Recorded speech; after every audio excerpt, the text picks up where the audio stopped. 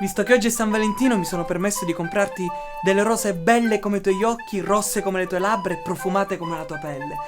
Buon San Valentino. Ma che cazzo mi porta questo fiore di merda? Che poi domani puzzano tipo cadavere sudato! Che cos'è il cadavere sudato? Tu volevi fare cosa romantica per me? Sì, mi piacerebbe. E allora esce Pesello! Per sotto te ne io!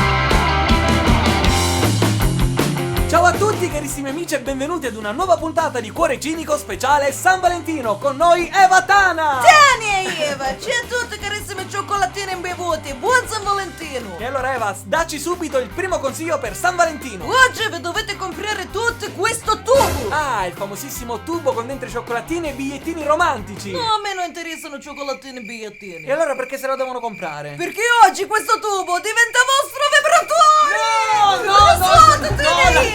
E blu, sembra Pesello di grande buffo! L'amore è quello che... L'amore è quello che la primavera fa coi... L'amore è quello che la primavera è per le ciliegie. Ma questa è una bella frase di spirito. No, questa è frase di Pirito! Che cazzo?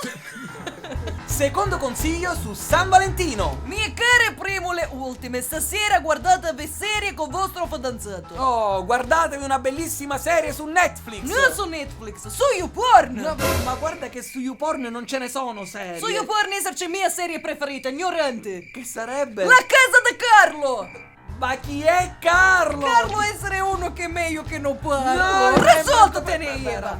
L'amore riscatta tutto, salva tutto. Che frase di schifo. Pronto, baci perugina. Volevo dirvi che io avrei mangiato 35 baci perugina e non avere trovato neanche bigliettino con frase di senso compiuto. No, ma che... Per favore, mi sta venendo la diarrea per vostre frasi di merda. Terzo ed ultimo consiglio per San Valentino. Stasera fate amore con vostre fidanzate. Preparate una bella cena romantica con dei petali di rose, delle candele, del buon vino rosso. Ma soprattutto musica. Oh, quale musica bisogna ascoltare per fare l'amore? Per fare l'amore, ascoltare questa musica romantica.